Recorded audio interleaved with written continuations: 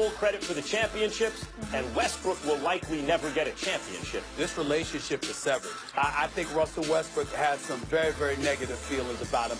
As a black man, I don't like how Latrell Sprewell and Larry Johnson looked yesterday. Sit right next to Jim Dolan, to James Dolan. You resembled props. It comes across to our community in a very, very negative way. It is insulting. It's obvious. Shame on Jim Dolan. We're having a good time. Hope you are too. And guess what? We got another 60 minutes coming your way. Stephen A. Smith, what is on your mind?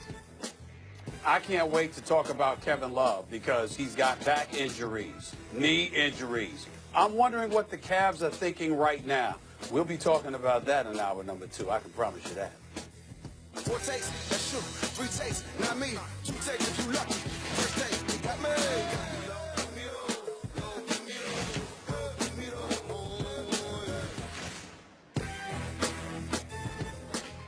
Texas A&M star defensive lineman Myles Garrett is projected to be the #1 overall pick in this year's NFL draft, according to both our Mel Kiper and Todd McShay. The Browns currently own that pick, but Garrett says he wants to be a Cowboy, and Jerry Jones says he wants a war daddy on defense. That word again. Check out this ESPN video released Friday and taken during an interview session at the College Football Awards show in December. Garrett was asked if there was a specific team he might want to join. I'm speaking to you, Jerry. Mr. Garrett, make it happen. Dak Prescott is leading our team right now. I need you to take Tony Romo, take a couple picks, and give them to Cleveland so you can pick me up, please. I love to play in Dallas. Just make it happen. You should have just said, Jerry, I'm the war daddy you're looking for. Ryan Clark, that word, obviously still here with us. Max, could Garrett have hurt himself in the draft by claiming the Cowboys? No. But look, he's a 6'6", 270-pound machine bent on destruction. So what he has done, it's not like Cleveland ain't going to draft him because he said he wanted to be a Cowboy. But what he has done is set himself up to be asked when the crowd of reporters is around his locker by the Cleveland plain dealer, hey, what did you mean by that? Aren't you happy to be here? Are you unhappy to be here? And he's going to have to answer those questions, and that will be considered a distraction of sorts at first.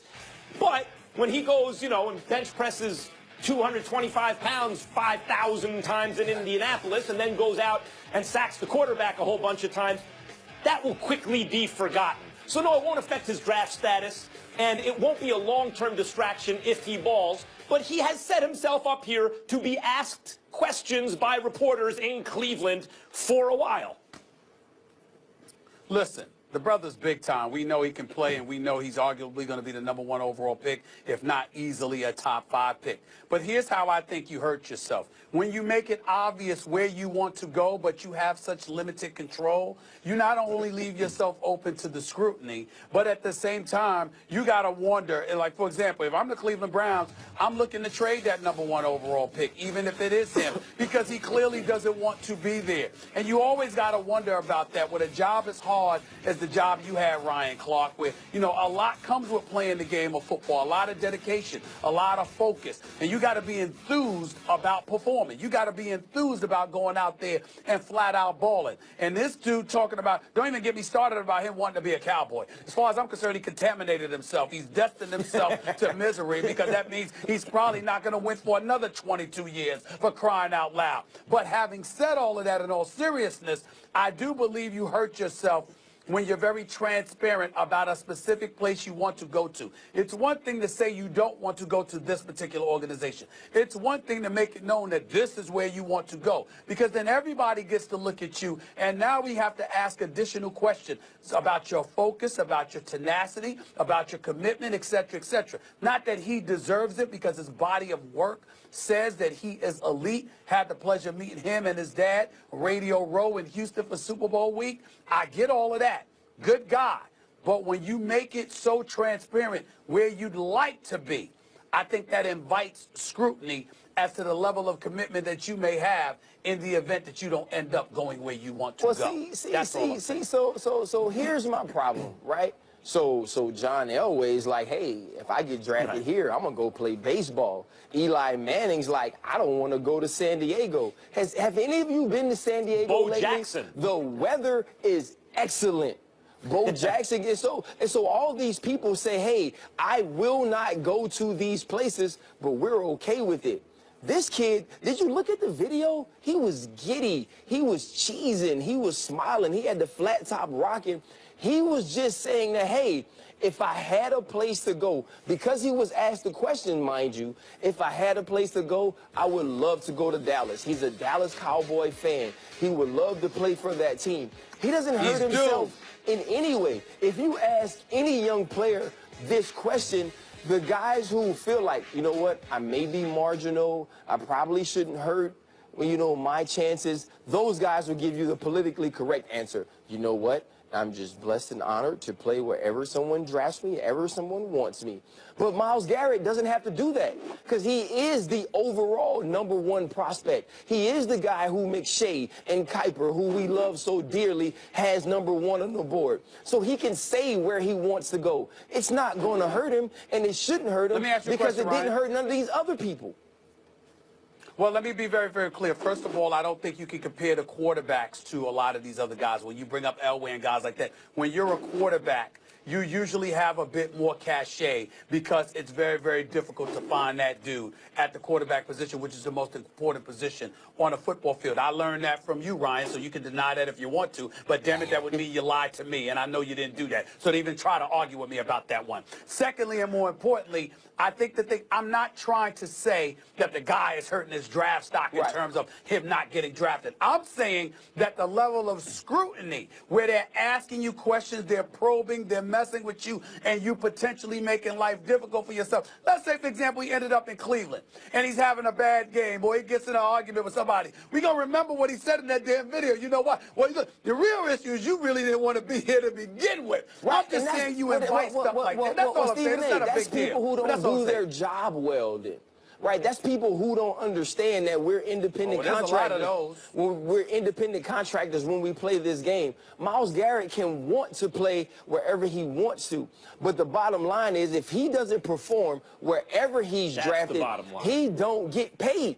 And not he doesn't get paid, he don't get paid. And that's what it's about. The bottom line. If he balls, if he doesn't have to worry about it. You know, if he balls, eventually a 30 for 30 will be made where this issue comes up, right? Like Elway or Bo Jackson or whomever, the 30 for 30, you know, 20 years from now it will be made about this issue, and this will be a small part of it. If he balls. If he doesn't ball, then it's an issue. It comes down to, is he a baller? Looks like a baller to me. Whoa. Both of you, I'm shocked in this regard. Of course he's going to ball. We get all of that. What I'm talking about is that process, that meticulous process before you get drafted, that's excessive, that the NFL is known for putting people through more than in any other sport. Those little nuances, I expect him to get drafted probably #1 overall. I expect him to be a stud. I'm just saying, when you sit up there and you are flagrant in expressing where you want to go, not where you don't want to go. Stephen A., he's a kid being a fan. Sure. But to me, though, to me, it's worse if he goes, I don't want to go to Cleveland. Right, Stephen A., if he goes, I don't want to play for Cleveland. In no way do I want to be here. That would be better. That's a different thing. But just saying, hey, I would love to go to Dallas. I love Dallas. It's a team I was a fan of. He's contaminated himself, That's okay. Ryan. I don't think so. This is personal for Stephen A. He's never going to agree with you. He's contaminated himself. He wants to be a Cowboy. That tells me he doesn't want to win. Like he wants to be a Cowboy. That tells me he doesn't want to win. You know what? I can see the argument. You're right. How dare he? He's not committed to winning. How dare you? He's not committed to winning. Playing for my man. Playing for my man Kevin Sumlin down there on that immaculate campus of Texas A&M and all of this other stuff. See, this is the problem here. He's not committed to winning because he clearly wants to be a Cowboy. He's committed to winning. He's not committed to winning. Okay, let's leave it there. Ryan, you'll be back with us after this next topic. We're going to switch gears back to the NBA. So the Cavs said they never considered a Kevin Love for Carmelo Anthony trade, But what has the guys second-guessing those reports? We'll break it down for you. Also ahead, many believe that Brady cemented his status as the GOAT with his performance in the Super Bowl. But don't count Brandon Marshall in that group. Is he hating or is he right? We'll get into it.